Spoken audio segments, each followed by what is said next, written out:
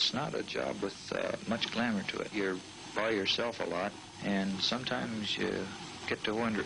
You wonder if anyone really cares. Después del lanzamiento de Bleach, Kurt Cobain no tenía un centavo y decidió iniciar un negocio de limpieza.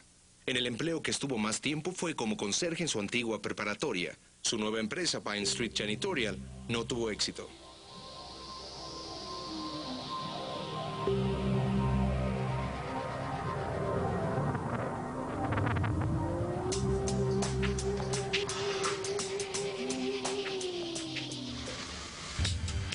Seis horas después de haber dejado el aeropuerto sin despedirse de Doc McKagan, Kurt estaba en un taxi tratando de encontrar un lugar donde comprar balas. No había nada abierto y a las 8:30 de la mañana el auto lo dejó en el parque de remolques Crest Motel, en la calle 145 y la avenida Aurora. Aurora? This place hookers and junkies and, you know, people turning tricks to get dope, and it's like 20 miles long, and it remains seedy all the way. He would leave a house that at that point was worth $2 million, this beautiful mansion on the shores of Lake Washington or just up from it, and drive to a hotel over on Aurora that at the time was $18 a night, and not tell anyone he was going there, and just retreat into the shadow world of drugs, addiction, away from the world. And in some ways, I think it was a world he could control. He couldn't control the mansion. He didn't feel like he deserved that.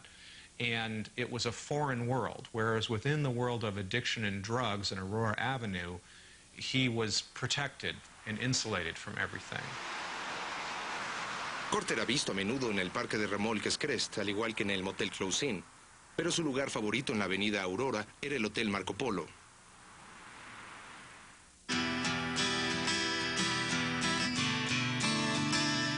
La habitación 226 era la favorita de Kurt en el motel Marco Polo de Aurora.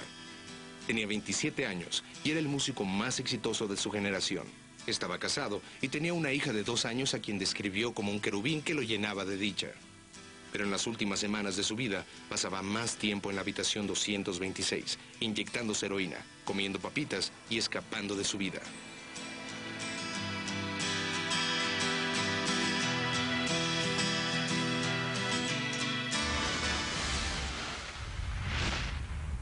Were you surprised that he got into heroin? The fact that he used to make fun of people that were junkies in Seattle before he became, bigger, that really surprised me that he started doing heroin. He used to make fun of them and talk about how lame they were and how stupid they were to do that. So yeah, I really was pretty surprised. Cuando Kurt Cobain comenzó a usar heroína, él no se veía como otro cliché de un astro de rock drogadicto. En realidad, creía estar medicando un antiguo problema estomacal. I had this stomach condition for like 5 years, and there were times on tour, especially during tour and while off of tour, where I just felt like a drug addict because I was starving, and I went to all these different doctors and they couldn't find out what was wrong with me, and I tried everything I could think of, nothing worked, and I just decided that if I'm going to feel like a junkie every fucking morning and be vomiting every day, then I may as well take a substance that kills that pain. And I can't say that that's the main reason why I did it, but it has a lot to do with it. It has a lot more to do with it than most people think. It does become debilitating being addicted, man. And you can blame it on other things. My stomach hurts. Yeah, I had chronic back pain for 3 years. The more stuff you do for pain, the more pain you have, and the more you need for the pain, and the more acute your pain becomes,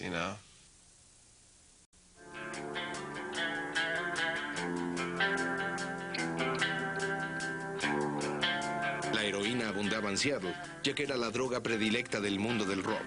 Kurt Cobain se había burlado de ese mundo originalmente, pero ahora quería integrarse y empezó a usarla. Luego decidió eliminar a 2 personas de su vida que ya no formaban parte de sus ambiciones para Nirvana. A pesar de la amistad que los unía, despidió a Chad Channing. Dave Grohl se convirtió en el nuevo baterista, un hombre descrito como alguien que fue criado por los Lobos en una furgoneta. Se veía bien y rockeaba. Llama la atención que en la misma semana que despidió a Chad, Kurt terminó su relación con Tracy. We've been together for 3 years and just kind of, once we grew separate ways because we're still a lot into the same type of stuff, but I think he was just, maybe he got bored, and I think he also wanted a girlfriend, even though I was supportive, I think he also wanted a girlfriend that could play music or could do more art and stuff. I think that's what he really wanted. I was very excited to meet her because I thought her band were incredible. She was even more excited to meet me because I was like this hotshot name journalist from the UK, and Courtney does have a certain fondness for the media, or so I've been told. And so we started talking and we got on brilliantly, and next thing I know, we started drinking, and next thing I know, we're kind of punching each other. Because you do, don't you? You meet someone, you really like their band, you punch them. I mean, it's a sign of affection. And we were rolling around on the floor, and Nirvana walked in, and Kurt sees, you know, Everett True rolling around on the floor with this blonde woman, punching each other. Most natural thing in the world, to jump in on top of us and start punching, both of us. And that was kind of how they met. They were absolutely blown away by each other. You know, they're perfect for each other, good foils for each other. Kurt certainly wasn't the kind of weak, kind of submissive husband that's been portrayed. You know, they were just brilliantly matched. And there's also the other misconception about Courtney is that it was she that got him into the drugs. Absolutely. I mean, you know, Courtney told me, again, an unbelievably chilling story, which really sums it up and I think way underreported, how she was sober when she met Kurt. She'd been off drugs for almost 6 months. And she talked to me about the conscious decision she made to go back on drugs, that to be with Kurt meant drugs. And she said she loved him enough that she went back to the drug culture.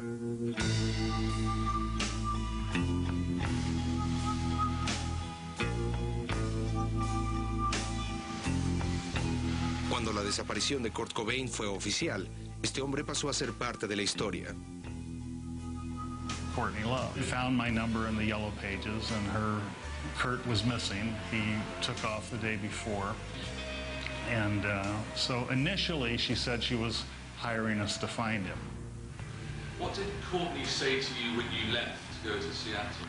She said, "Save the American icon, Tom," and raised her fist in the air like that.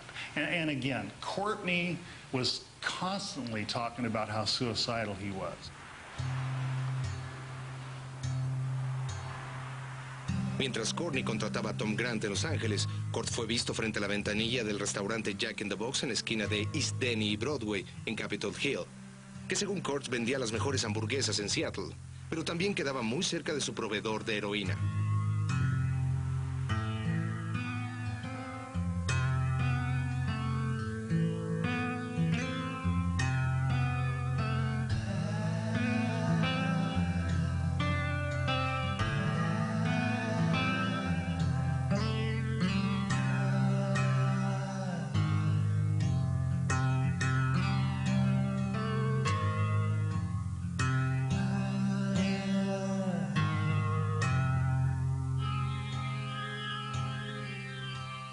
La carrera de Kurt Cobain no progresaba y entonces escribió la canción Smells Like Teen Spirit. Con un solo disco le dio voz a toda una generación. Era la filosofía punk llevada al mundo pop.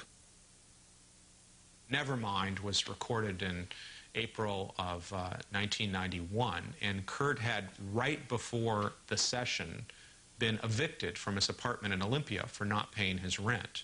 And when he came back from recording a record that was going to change a generation, sell 10 million copies, he had no place to live. He slept in his car. Did all seem to change with that song? Which song do you mean? Smells Like Teen Spirit. Oh, that song, yeah.